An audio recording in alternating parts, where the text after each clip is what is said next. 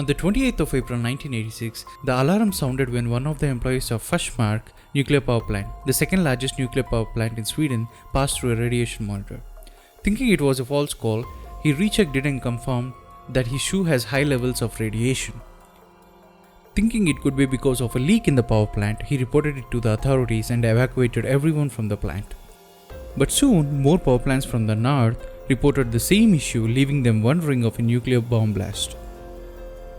But with further analysis, they found that the radioactive particles that they found in the grass are specific to the Soviets' nuclear power plants. Also, during the weekend, the wind had blown from the southeast, and it had rained in the northeastern parts of Sweden, depositing radioactive fallout on the ground in that area. All the evidence was pointing towards one of the nuclear power plants in the Soviet Union. That day, Swedish diplomats were in touch with Moscow, inquiring about whether there could have been a nuclear accident. But the answer they got was no. Sweden warned that they were going to file an official alert with the International Atomic Energy Authority, and it was only then that the Soviet Union admitted that there had been an accident at Chernobyl.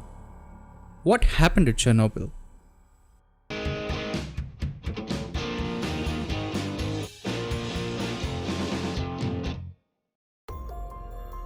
Operation Babylon was a surprise Israeli airstrike carried out on the 7th of June 1981, which destroyed an Iraqi nuclear reactor built by Russians.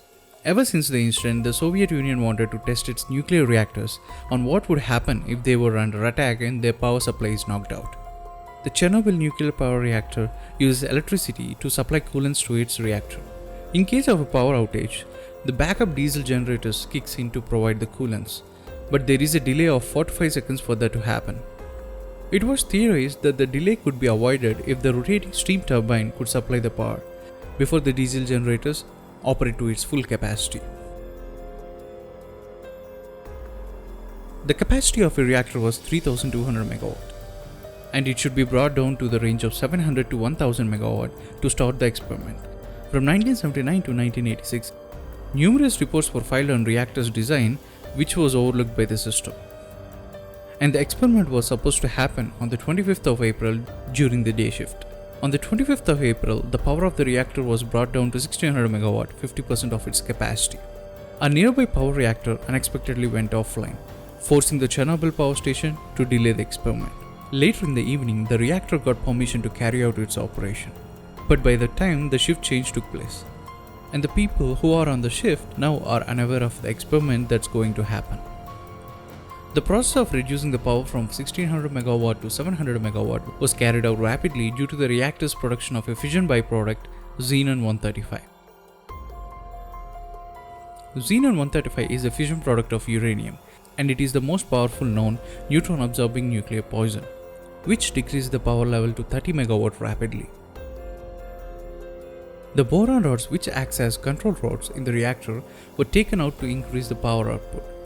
Only a few of them were placed but were dragged to the top so that it would have minimal effect in reducing power. At this time, the output surged back to 200 MW and the power was shut down. The rotating steam turbine that was supposed to push the water had low effect in performing the operation, because of which there was more steam and less water. At this time, fearing of increase of output of reactor, an emergency button was pressed which inserted the control rods back to reduce the power.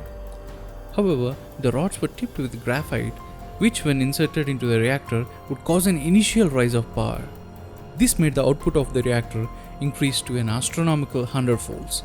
By this time, the production of the reactor stood at 33,000 MW, and 50 fuel rods inside the reactor were blown, making the reactor a ticking time bomb. Within seconds, the reactor blew up the 500-ton protection layer on top of the reactor, releasing 50 tons of nuclear material into the atmosphere. Little do the people who work at the reactor know about the radiation. Everyone rushed to see the damage. Moreover, the Soviet government tried to hide the incident, and evacuation was carried out 36 hours after the incident, during which numerous cases of vomiting, seizures, and metallic taste of the air reported by the citizens of Pripyat, a city which was constructed 1 mile from the reactor. The firefighters and the rescue officers who arrived at the blast site were never informed about the radiation. Estimations state that death as a result of the immediate aftermath and the cleanup operation might number at least 6,000. and premature deaths as a result of the radioactivity released is around 1 million.